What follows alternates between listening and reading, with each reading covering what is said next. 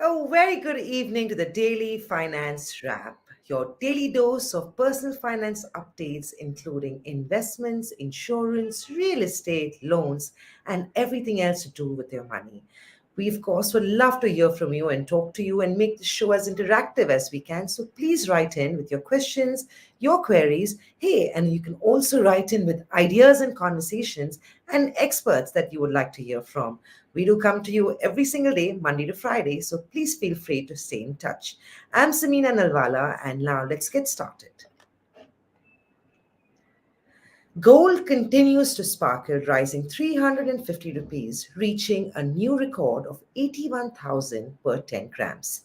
While silver is the shining star, surging for the fifth straight day to rupees 1,500, crossing the 1 lakh mark, trading at its highest level since 2012. Bullion traders believe domestically, industrial and jewelry sector is what's pushing demand higher, and internationally, gold has been the best performing asset class on back of rising geopolitical stress and concerns of a recession leading to central banks worldwide cutting rates. Back home, the Reserve Bank of India updated its alert list of unauthorized forex trading platforms by adding 13 new entities, including TDFX and INFX, bringing the total to 88 now. This list includes names of entities that are not authorized to deal in forex under the Foreign Exchange Management Act 1999, more commonly known as FEMA. Some of the entities on this list include Ranger Capital, TDFX, InFX, Yorker FX, Crowline, Think Markets, Smart Prop Trader, to name a few. The RBI has also said that the alert list includes names of entities, platforms, and websites promoting unauthorized trading platforms, often through advertisements or claims of providing training or advisory services. Well, in other important news, it's Goldman Sachs now that has downgraded our markets from overweight to neutral in its Asia emerging market allocation. It believes that a time correction is underway for the Indian markets over the next 3 to 6 months. The firm thinks while a major price correction may not be likely due to strong retail inflows, high valuations and less favorable economic environment could limit the further growth of our country. They emphasize that although Indian equities still have structural appeal, economic growth and profits are slowing down. Goldman has lowered its 12-month Nifty target to 27,000, suggesting only a 9% upside over the next 12 months, down from its earlier forecast of 27,500. In the near term, Goldman expects the Nifty to drop to levels of 24,500 and stay around those levels in the next 3 months before recovering back and resuming its upward journey towards 25,500 in the next 6 months. Now, in other news closer to our hearts, it seems like heart related insurance claims are doubling and have doubled in the last 5 years on back of rising treatment costs. India is experiencing a heart problem with heart related insurance claims doubling. According to a report by Policy Bazaar, the share of these claims have risen from 9 to 12% in 2019-20 to 18 to 20% in 23-24.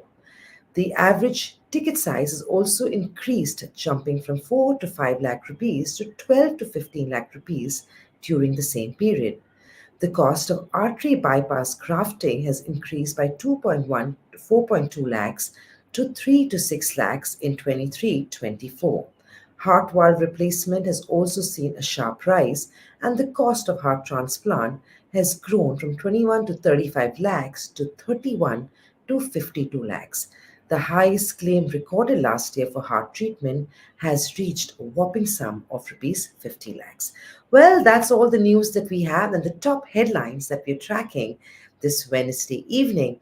But on to a very exciting and interesting conversation. Festive season is upon us, and we're all getting tempted to go out and spend all the money that we make. Of course, with all the sales showing up, and your cash flow being something to talk about, most individuals and families are probably having those discussions of how to fund those gifts and those expenses. Keeping that in mind, we thought we should have a conversation around credit cards. whether it's a blessing or a curse, and how should one optimally use that. We have with us Ajay Awtaney, founder of liftfromalounge.com, joining in. Hi Ajay, great having you on the show. The festive season is upon us, and we're all getting very tempted to go out shopping, go buy gifts, buy clothes, buy high purchase items. Go, it's the Sera in a few days. And of course, all of this comes in with a cost. Now, the big question to ask is, do you fund it through cash flow? Do you use credit cards? And the first question I want to ask you is that up until recently, Indian culture has been such that we've always believed credit is bad. Loan lena nahi chahiye. Credit card use nahi karna chahiye. But that is soon changing. You want to start by telling me, are credit cards a blessing or a curse? Hi, Samina. Thanks for having me over. So I think personally, I believe that credit is a great tool as long as you use it responsibly and are able to kind of, repay your credit. And this is not just true for credit cards, but also for other, modes like car loans and perhaps housing loans. Uh, in terms of how the culture is changing, obviously, if you've been looking at the savings data, savings are going down, consumption's up, and that clearly is a generational shift that we're all seeing. So a lot of these people are the customers for the banks who are issuing credit instruments now, and obviously they want everyone to kind of use a credit card. For the banks, it's not just the membership fee that is the thing that they're luring people with. Obviously, for them, they make money by membership fees. They make money by a couple of other ways, but they really want you to roll over credit. Okay, that's where they charge you that about 40% or 50% sometimes, the prohibitive interest rate.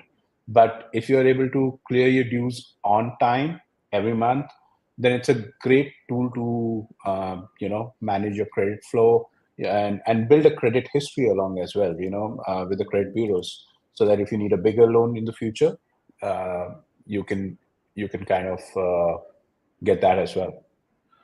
Ajay, this is a bit of a catch 22, right?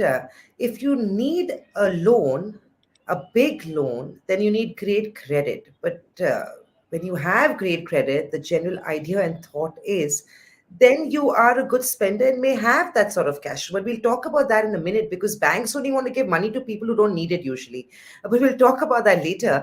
Uh, Tell me, in that case, if one at an early stage in life or in your, in your 20s, 30s, going up to 40s and 50s, you may not have a cash flow problem as such, right? If you do not have a cash flow problem, do you still recommend using credit cards, especially at a time when expenses or spends go up, such as Diwali? Totally. I've been using, I was looking at my credit report the other day. I think I signed on for my first credit card in 2001 or 2002, roughly. Okay. And uh, I think it's a great instrument because uh, purely from the perspective that I know a lot of people just look at it as sort of a replacement for a debit card, in the sense that in a debit card, you're paying and the amount is getting deducted from your bank account straight away. So you're spending what you have. But in the case of a credit card, you're basically also you're being able to borrow, from the bank for a interest-free loan for, let's say, a 20 to 50-day period. Okay, number one is that. Number two, you get great perks if you are using a credit card.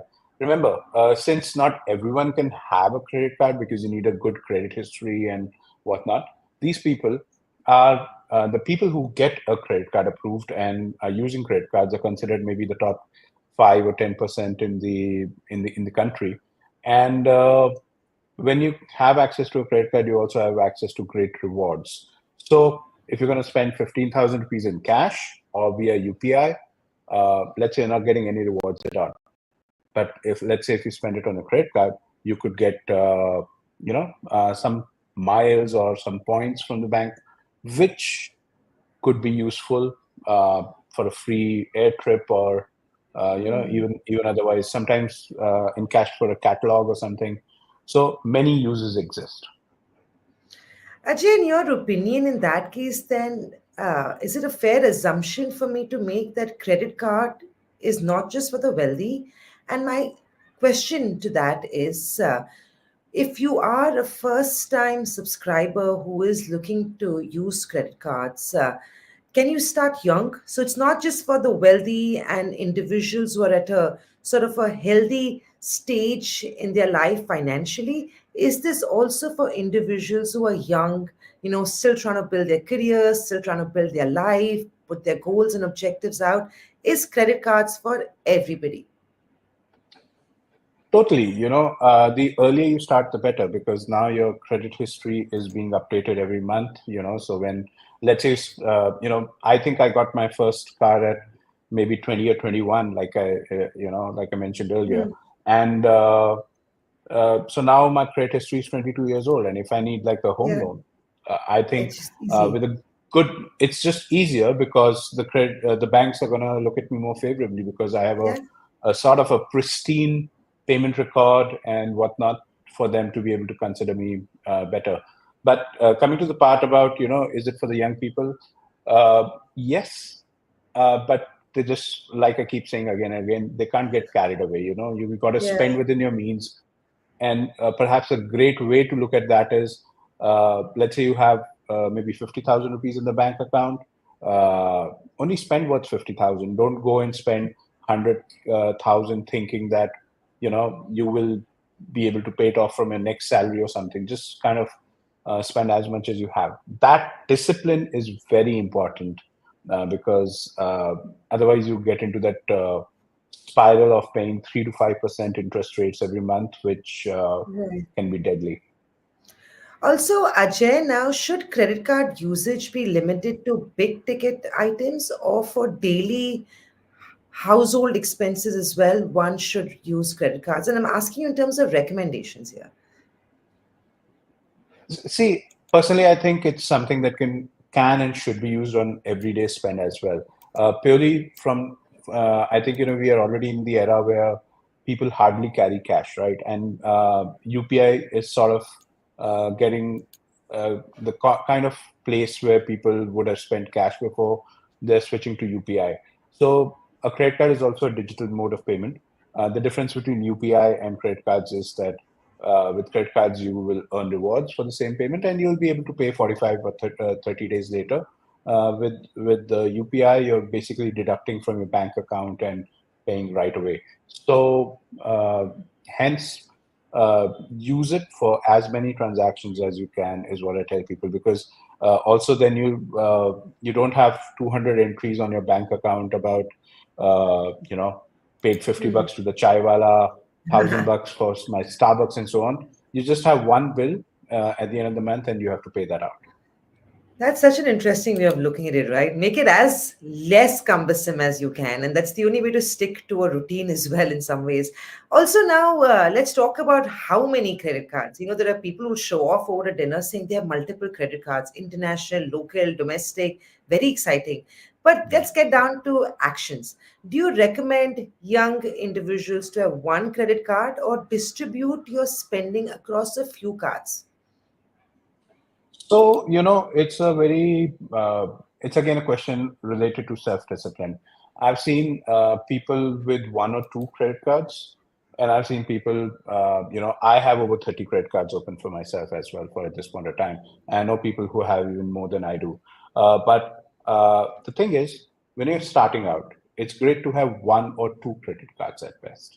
Get into it, start kind of getting a hang of how it gets used, how great or how much self discipline do you have, your repayment resources and so on.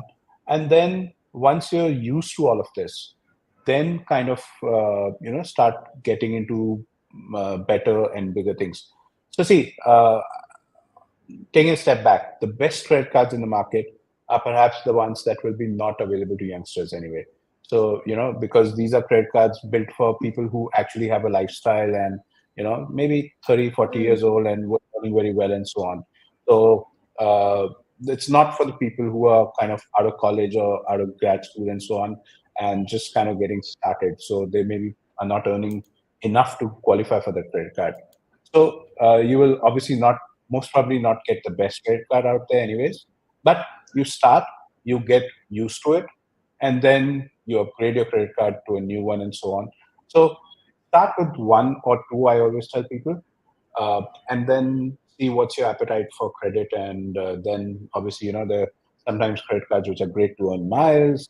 You want to, and then there are credit cards that allow you to earn hotel stays, and the credit cards which give you discounts on dining and so on. So if you see yourself doing something often, then you might want to consider a credit card which is great in that category.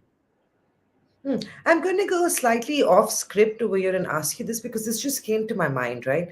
You did indicate that young individuals, or for that matter, homemakers, they don't have much of a credit score in order to get that first credit card to begin with, right? What is better? Get a credit card with a lower limit, lesser points, rewards in that sense, versus being a secondary user of your parents' credit card or your partner's? You should totally get your own credit cards. It's coming from the fact that even if, let's say, you get a 50,000 limit on a as your first credit limit on your Yeah. first credit card, it's still going to be reported to CIBIL and the other credit bureaus, right? Okay. And versus when you're a add-on user on somebody else's card, it will, most cases, it will go against on your file, but it does not impact your credit score. I mean, when I started out, CIBIL did not even exist, for example, but CIBIL, I think now the rules have changed, and add-on cards also need to be added to your scores, but they don't impact your score because you're not responsible if somebody did not repay the bill or so on, right? Right. Ajay, recently I heard that your credit limit and the credit card you get is now based on your cash flow and your spending. Uh, how and what does a bank use to determine what credit card you can have? Because there may be some people who could be consultants for that matter. They could be entrepreneurs, right? Where the Mhm. cash flow is significant but is not predictable in that sense. They may not be salaried employees. For individuals like that, what should be done and how much of getting a credit card is in the discretion of the banker you're dealing with? So, how much of it is data back, quantified, and how much of it is qualitative in that sense? See, a lot of times, a lot of this, yeah, banks have years and years of data, right? And not on you as a person, but in the sense of what their ideal customer is. And usually, the approval process, when you're inputting a lot of the approval process is now automated, where a model runs all your inputs, for instance, your credit score, the amount of income that you're claiming you're earning every month, and so on. And then they determine if you fit that model, then obviously you're approved right away. Some banks are more risk averse. Some banks are more open to, everyone has a different sort of risk management model. So some will give you a card, some might not give you a card. It's not personal, okay? It's just that you don't fit the parameters. So having done that, I think you obviously want to declare your complete income and so on. For entrepreneurs, I think the new credit cards now are out in the market, which are specific for business owners. Okay, so they're not backed. They're still personal cards, but in the sense that they will look at the liquidity issues and so on before granting you that card. But they know then that you're an entrepreneur and you're going to spend money on business expenses as well. So they're cool with that. And Ajay, now let's get down to actionables. What's better, using points to fund future purchases or to do cashbacks? I think there's a different school of thought for everyone. Okay, people. Personally, I think so. There are three kind of things, right? There's sort of points.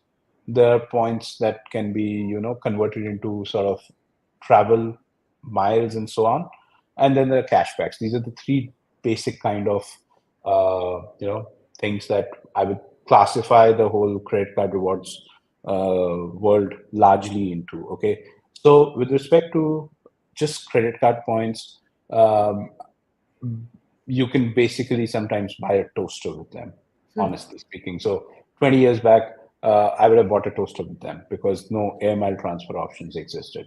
So, but they're usually, you're not.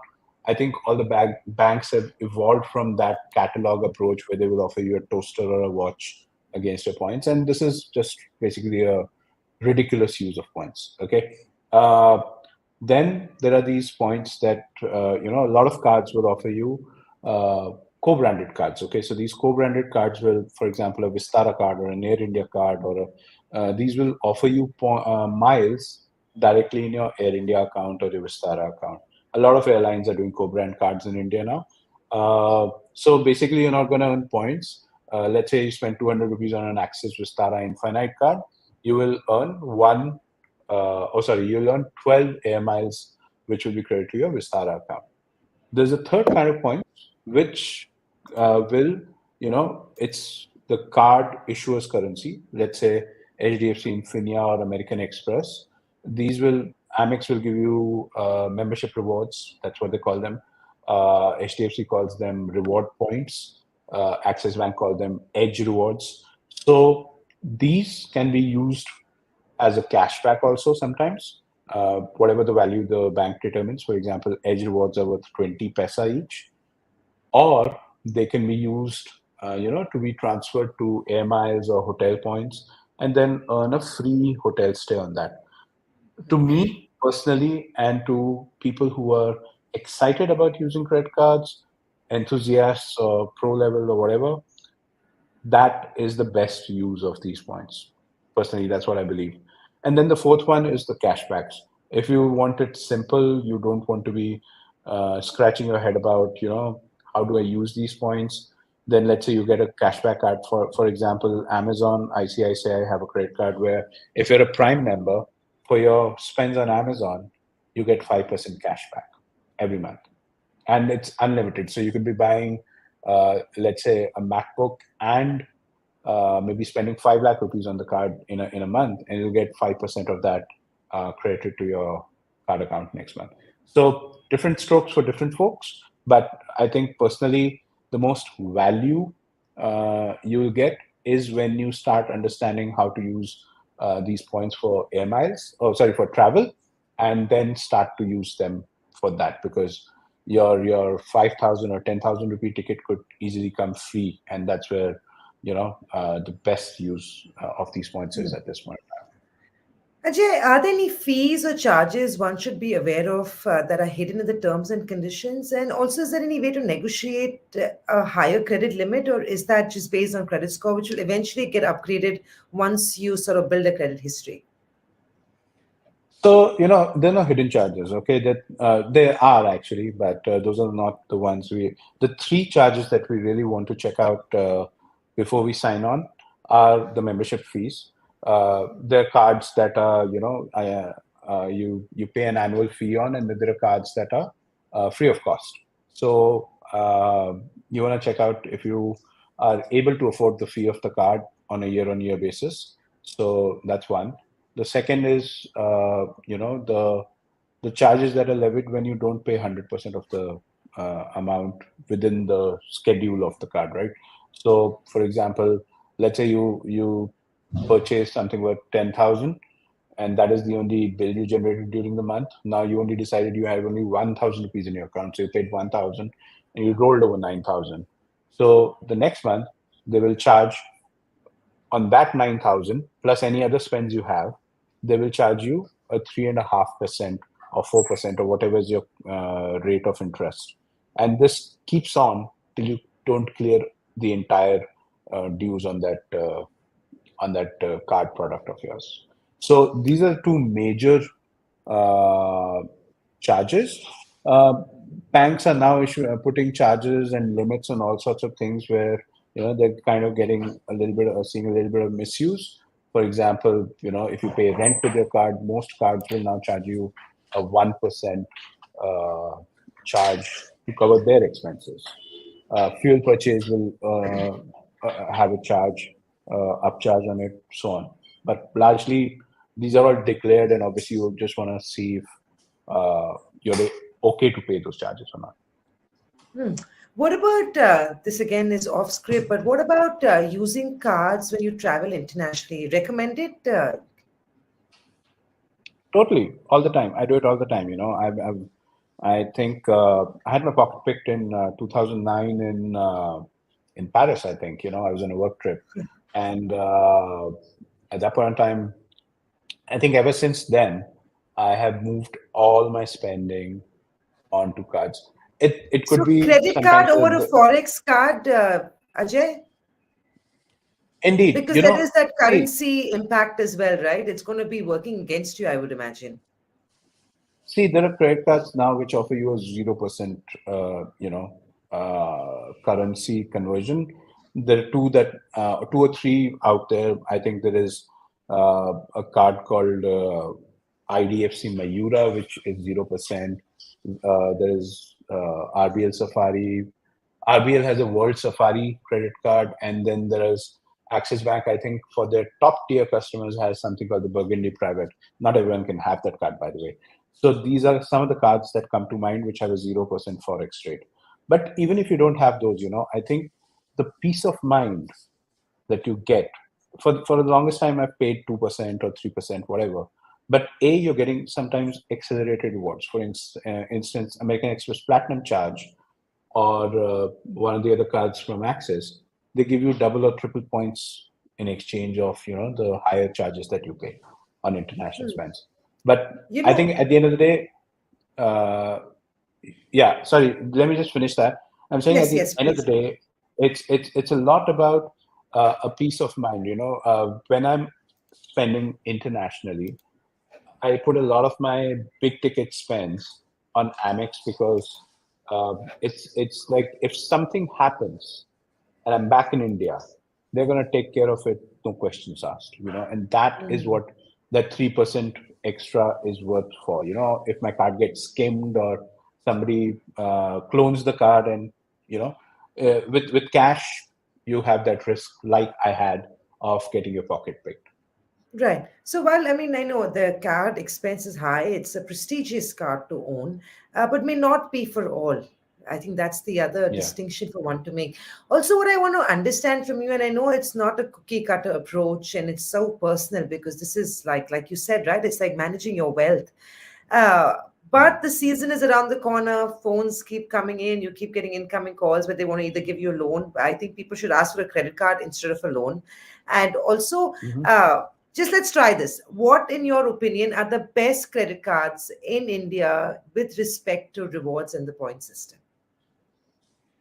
So I think, like I mentioned earlier, the best cards are the ones that are gated. Okay. These are for people who perhaps earn 30, 40, 50 lakhs per annum at the minimum. So these are going to be affluent and, HNI cards.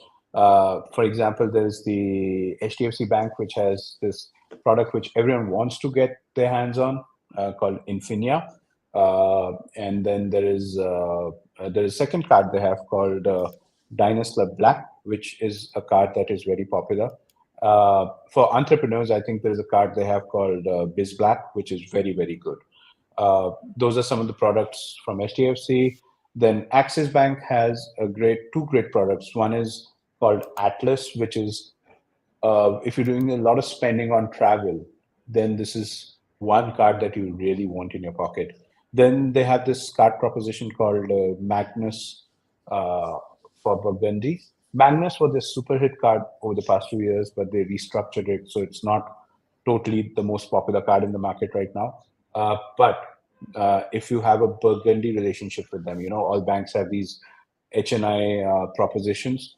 Axis Bank calls it Burgundy. If you have the Burgundy card and if you the Burgundy tier relationship with them, and you have the Magnus card, then the rewards are amazing for you there. And then American Express has the Platinum Charge Card. Remember, a charge card is something where you can't roll over credit; you have to pay it back at the end of the month in full.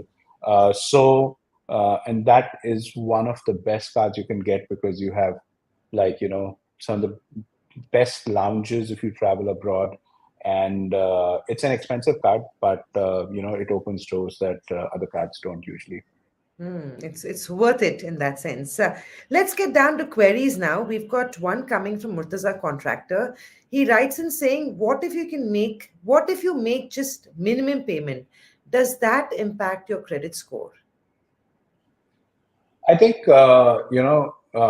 it's not advisable that you make minimum payment, but yeah, at the end of the day, remember that your CIBIL or whatever other bureau that the banks are looking at is basically looking at your repayment track record, and that means they file minimum paid, complete paid, or not, so on. Everything is subheaded and so. One of the factors also is how much of your credit are you using. So let's say your total credit lines across 5 banks is maybe, let's say, 10 lakh rupees, and you're using maybe 3 lakhs out of that. Then it will start sending the red lines when your credit card history is updated next time. So you ideally want to keep your credit usage under 20-25% out of the total amount you have, because like you said, people who don't need credit have easy access to it. And unfortunately, I don't write the rules, you don't write the rules. That's what the rules of the bank are. Hmm. I'm going to ask this question, even though I think you've answered it in some ways. And the next person writes in saying, what if I use all my monthly credit limit? Does that affect my credit score? Yes, like I said, a bank will usually not look at you favorably if you over, like, stretching to all your credit history. So if there's an emergency and you've had to spend all the entire history as a one-off, it's not a problem. But if they see a pattern where you're kind of pushing 90%, 95% every month, then well, they might want to have a chat with you. Mm. Thank you, Ajay. This was such an interesting conversation. And thank you, viewers, for watching in, tuning in. So now you know, use your credit card. You should get one, be intelligent about it, and use it to improve your credit score, right? Lots of rewards, lots of points. You just got to find the right one that fits your bill. With that, we're completely out of time. Thank you for watching.